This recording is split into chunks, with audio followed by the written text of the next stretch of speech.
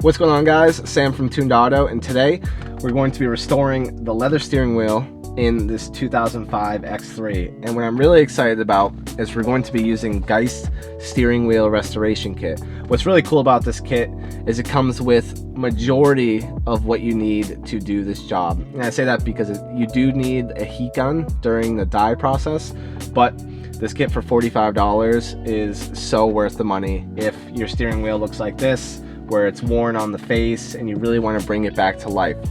So we'll kind of get right into it. Kind of the breakdown of what we're going to do is we're going to clean the steering wheel, degrease it, then we're going to use the provided sanding pad to get out any minor imperfections you may have. This one is fairly smooth, it's just kind of worn on the face, but we want to, if there's any markings or divots, we just want to make sure that we sand those smooth.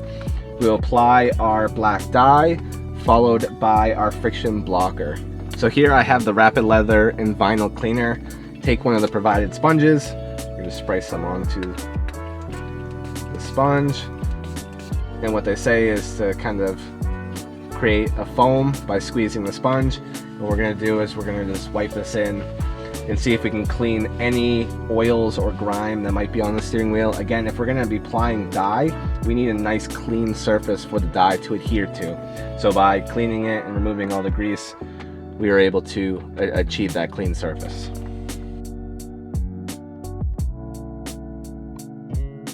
Work in sections with the sponge and then use a nice clean microfiber, and this is why I recommend having some spare rags to use. I like using white ones. You can really see when you're getting dirt off. I don't know if you'll be able to see that in the camera, but there's already some dirt. This steering wheel, it hasn't been cleaned in a bit, so I expect this rag should be pretty dirty by the time we're done.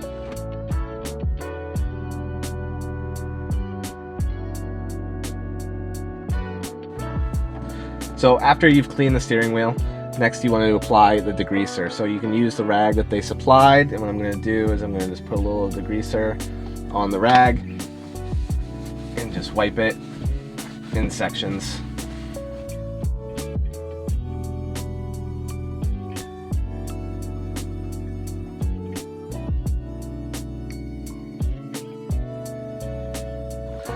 Now that I've finished degreasing the steering wheel, I can start sanding the surface. So I'm going to take the provided sanding block, and what I'm going to do is I'm just going to lightly sand the areas where there might be any imperfections. Like I said, it's fairly smooth, but sometimes you get little divots. I feel like there's a couple here, so what I'll do is I'll lightly sand and then wipe it off, and we'll be able to apply our dye. One of the things I do want to mention is that when you're sanding, obviously, maybe it's not obvious, but you want to avoid sanding the stitching itself. You don't want to wear down the stitching to the point where it breaks and then you have frayed string all on your steering wheel and then it starts to fall apart. So when you're doing the sanding, make sure avoid the stitching.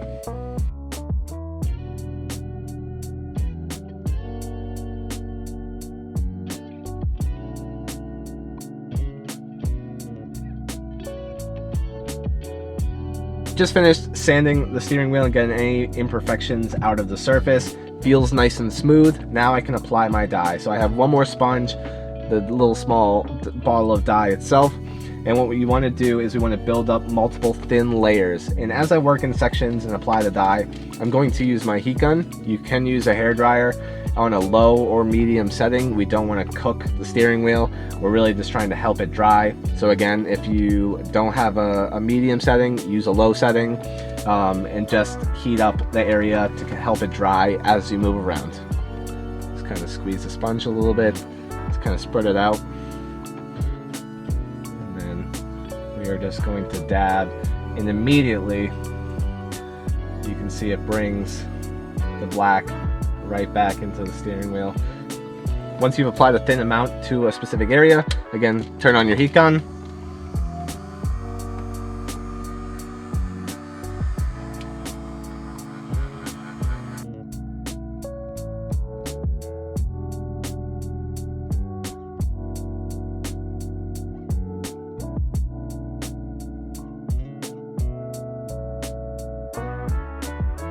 Just finished up my first coat and the steering wheel looks 100 times better.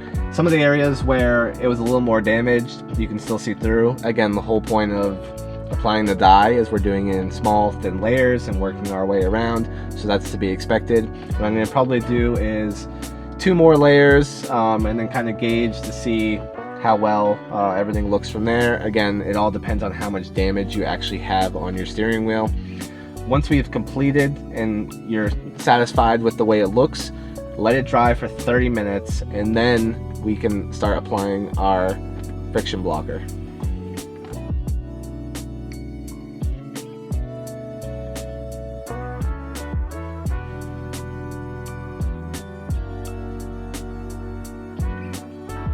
Just finished up applying my 3rd coat onto the steering wheel and it looks fantastic.